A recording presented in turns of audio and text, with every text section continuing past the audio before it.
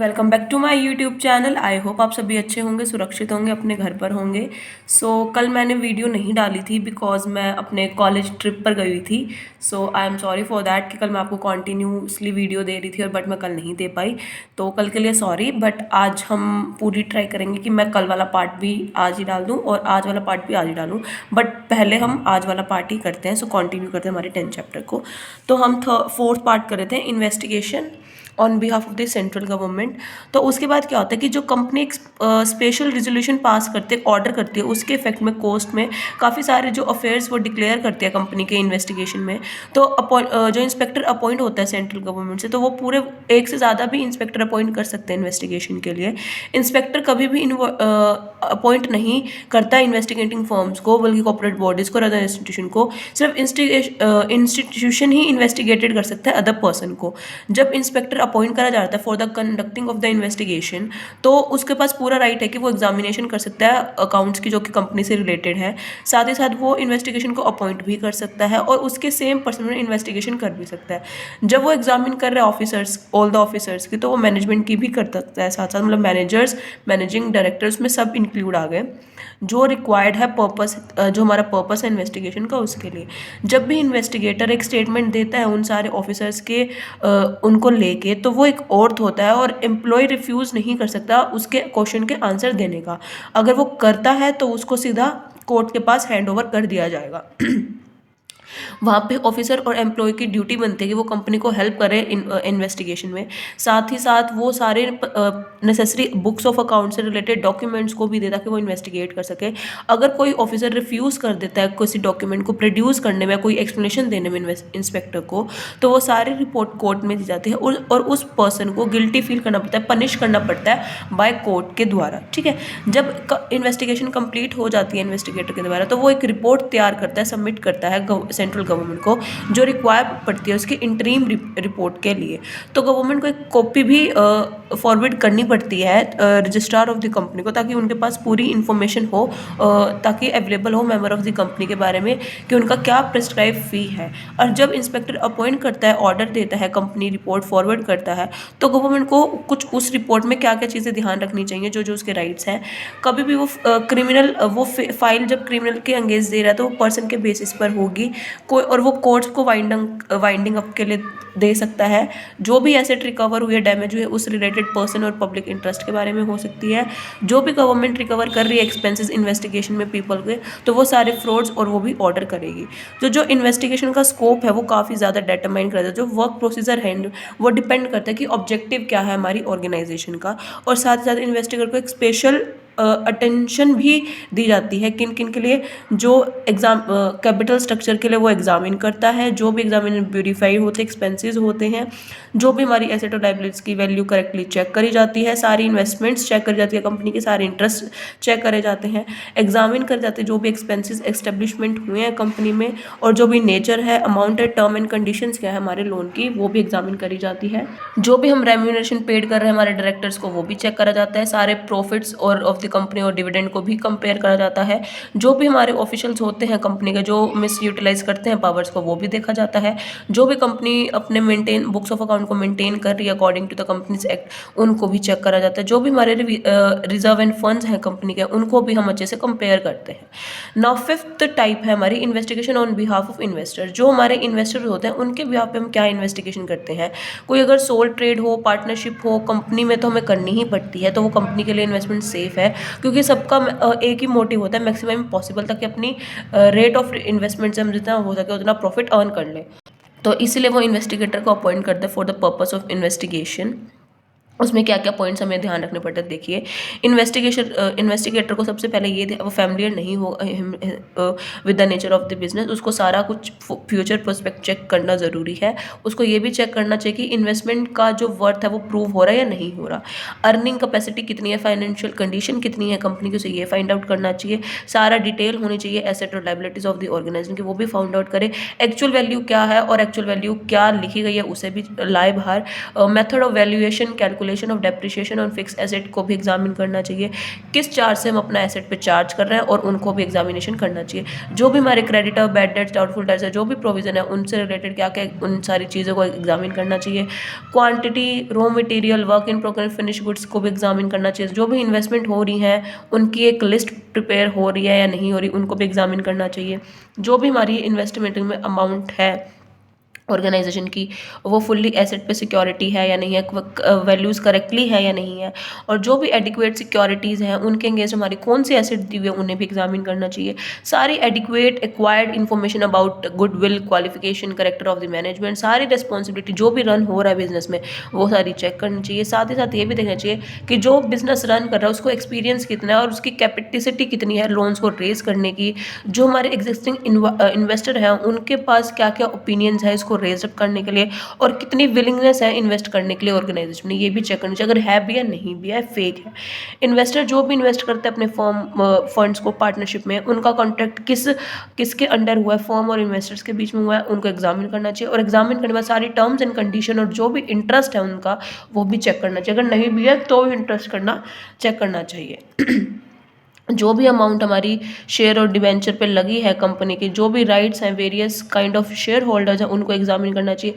क्या क्या स्टडी करना चाहिए, memorandum of association and article of association को, ये भी डिटरमाइन करना चाहिए क्या क्या सिक्योरिटीज़ हैं इन्वेस्टेड में, और कुछ पॉइंट्स होते हैं इनसे रिलेटेड क्या क्या। जो हमारा profit and loss account of the balance sheet है वो भी एग्जामिन करना चाहिए, और फाइनेंशियल कंडीशन चेक करनी चाहिए। जो भी इन्फॉर्मेशन है regarding working capital of the company उसको चेक करना चाहिए, और जो हमारी इन्वेस्टमेंट सिक्योर्ड है या नहीं है उसको भी चेक करना चाहिए। लास्ट हमारी क्या 7 टाइप क्या है, investigation on behalf of the owner of the business या फिर behalf of proprietor in case of suspected fraud. जो ओनर होता है बिजनेस का वो इन्वेस्टिगेशन करा सकता है अगर उसे कुछ फ्रॉड लग रहा है अपने एम्प्लॉयज़ में, अगर वो फ्रॉड्स कर रहे हैं तो इन्वेस्टिगेटर अपॉइंट्स करता है ताकि उसके बुक्स ऑफ अकाउंट्स की एग्जामिनेशन हो और फ्रॉड को बाहर निकाला जाए। जब भी एग्जामिनेशन कंडक्ट होती है तो बहुत सारे क्वेश्चन और इंटेलिजेंसी से होती है, और जो ओनर है जो बिजनेस का सस्पेक्ट करता है वो उसको लगता है उसके एम्प्लॉयज़ मिस अप्रोप्रिएट कर रहे हैं गुड्स या कैश में, तो उनको डिटेक्ट करने के लिए वो ऑडिट कराता है, इन्वेस्टिगेशन कराता है। तो इन्वेस्टिगेशन के कुछ रीज़न यही होते हैं कि उसका मकसद ये है कि वो अपने फ्रॉड को सस्पेक्ट करे, कुछ एजेंबलमेंट हो रही है उसके कैश में, मैनिपुलेशन हो रही है उसके अकाउंट में, तो जो पर्सन को सस्पेक्ट लगता है तो वो फ्रॉड कमिट कर सकता है अगर उसको डर है तो इस बात का। बट इन्वेस्टिगेशन स्टडी करता है इंटरनल कंट्रोल अडॉप्ट करके ऑर्गेनाइजेशन में, साथ ही साथ एनालाइज करता है एक्टिविटीज़ को, रिसिप्ट और payment of cash and receipt, जो भी गुड जहाँ से डिस्पैच हो रहे हैं जहाँ पे फ्रॉड कमिट हो सकता है, एग्जामिन करता है सारे कैशियर ऑफ द अकाउंट्स को, प्राइमरी बुक्स ऑफ अकाउंट्स को, साथ ही साथ वो स्ट्रक्चर और मेथड ऑफ वर्किंग देखता है ऑर्गेनाइजेशन की, पूरी डिटेल में स्टडी करता है ताकि फॉल्स निकल के आए, और जो भी एरियाज़ हैं जहाँ पॉसिबिलिटी है फ्रॉड करने की वहाँ पे वो अच्छे से चेक करता है, और साथ में साथ ये भी डिसाइड करता है कि क्या प्रोसीजर होगा मेरे इन्वेस्टिगेशन का। सबसे पहले इन्वेस्टमेंट ऑफ कैश, इसमें क्या होता है जो इन्वेस्टिगेशन है वो फुल्ली वाउच और वेरीफाइड करता है हमारे कैश को, वो एग्जामिन करता है कि टोटल और बैलेंसेस क्या है कैश बुक के, सर्टिफिकेट कौन कौन से अपटोन करने गए हैं ओपनिंग के, क्लोजिंग बैलेंसेस के, और साथ ही साथ फिजिकल वेरिफिकेशन भी करता है। पासबुक से टैली करते हैं कैश बुक को कि कौन कौन सी स्पेशल अटेंशन दी जा रही है डेट्स को, और कौन कौन से अमाउंट्स पे रिसीव करी जा रही है बैंक से, और साथ ही साथ ये भी चेक करता है कि क्या रिसिप्ट की पर्टिकुलर डे डिपॉजिट करी गई है बैंक अकाउंट में या नहीं करी गई। एज फार एज पॉसिबल पे इन स्लिप होती है बैंक में वो भी टैली कर जाती है कैश बुक से, ताकि ये पता लग जाए टर्मिंग एंड लैंडिंग हो रही है, कमिट हो रही है नहीं है। जो भी पोर्टफोलियो होते हैं सारे रिसिप्ट इशूड कर जाते हैं उन्हें भी अच्छे से चेक करता है। जो भी अमाउंट रिसीव्ड हो रही है डेटर से उसको भी वेरीफाइड करता है, साथ ही साथ रिसिप्ट बुक्स और वो भी अमाउंट भी चेक करता है कि जो भी अमाउंट डिपॉजिटेड हो रही है बैंक में या नहीं हो रही। जो भी रिसिप्ट बुक है वो करंटली लॉक और की कस्टडी की है रिस्पॉन्सिबल ऑफिसर के, ऑल्ट्रेशन मेड करी जा रही है नहीं करी जा रही, और ऑथराइज पर्सन रिस्पॉन्सिबल के पास सेम इन्फॉर्मेशन है या नहीं है।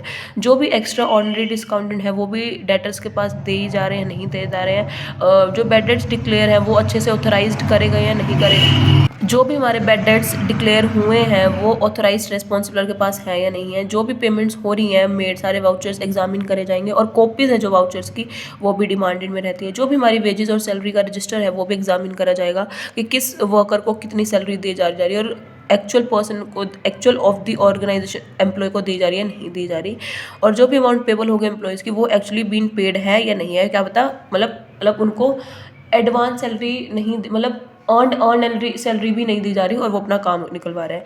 पेटी कैश बुक को भी एग्जामिन करा जाता है और वेरियस एक्सपेंसेस भी वाउच करे जाते हैं जो उनके रेफरेंस में हुए हैं। जो भी पेमेंट हो रही है क्रेडिटर के स्टेटमेंट में, उनके अकाउंट में, वो भी अच्छे से टैली होती है और क्रेडिटर लेजर से भी होती है। और जो भी प्रोसीजर होता है पेमेंट का, बैंक के थ्रू भी एग्जामिन करा जाता है। नाउ गुड्स में क्या क्या हो सकती है देखिए।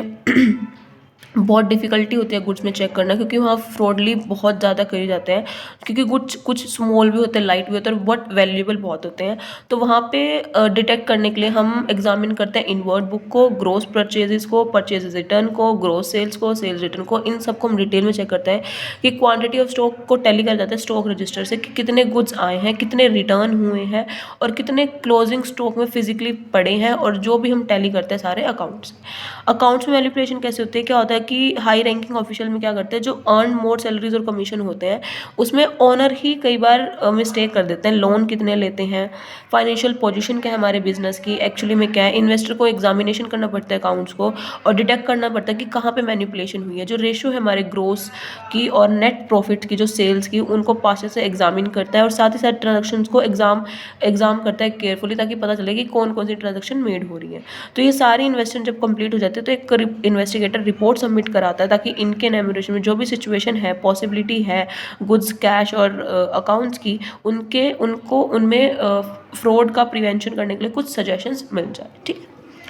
Now last and final, tax authorities investigation करती है, जो ऑर्डर में इन्वेस्टिगेशन के अकाउंट्स ऑफ द बिजनेस में जो जो करेक्ट रिटर्न होती है। तो उसमें अकॉर्डिंग टू सेक्शन 147 जो इंडियन टैक्स एक्ट है 1961 में, जो इनकम टैक्स ऑफिसर है वो बिलीव करता है कि कोई भी फॉल्ट और एरर हो रहा है टैक्स पेयर के रिटर्न के फॉर्म में, तो वो अच्छे से पर्टिकुलर असेसमेंट ईयर कर दें। साथ ही साथ ये डिक्लेयर कर दे कोई भी टैक्सेशन अवॉइड हो और कोई रिजल्ट हो इनकम में, तो वो अच्छे से स्केप्ड हो जाए।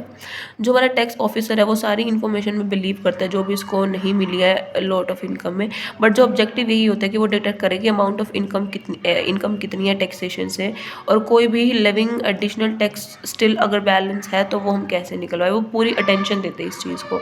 जो इन्वेस्टिगेशन एग्जामिन करता है कि रिसिप्ट और पेमेंट कैश की डिटेल में हुई या नहीं हुई है, टैक्सेशन कितना बचा हुआ है। साथ ही साथ ये भी देखता है बैंक पासबुक में कितनी डिटेल इन्फॉर्मेशन है रिसिप्ट्स और पेमेंट की, चेक की, और जितनी भी वो देखता है कि क्या सोर्स ऑफ इनकम था, किससे पेमेंट करी गई है। जो भी वो चेक को एग्जामिन करता है वो कैंसल्ड तो नहीं है, और जो भी एग्जामिन इंश्योरेंस पॉलिसीज़ कितनी है, उनमें प्रीमियम कितना है, सारी एसेट्स को फाइंड आउट करता है। सोर्सेज देखता है इनकम के कि वो क्लियरली रिटर्न ऑफ इनकम है या नहीं है, क्या फिर कोई फ्रॉड तो नहीं हो रहा। जो भी हमारी इनकम और एक्सपेंडिचर ऑथराइज्ड हैं, किस पॉइंट ऑफ व्यू से ऑफ टैक्सेशन से हैं, कौन से एक्सपेंसेस इन्फ्लेटेड हैं, कौन से रिजर्व एंड प्रोविजंस उनको भी एग्जामिन अच्छे से डिटेल में करता है। कौन कौन सी हमारी सेल अकाउंटली करेक्टेड है या नहीं है, उन्हें भी चेक करता है। कौन से परचेजेस हमारी इन्फ्लेटेड हुई हैं या नहीं हुई हैं, उन्हें भी अच्छे से चेक करता है। सारी वैल्यूएशन ऑफ स्टॉक को भी चेक करता है।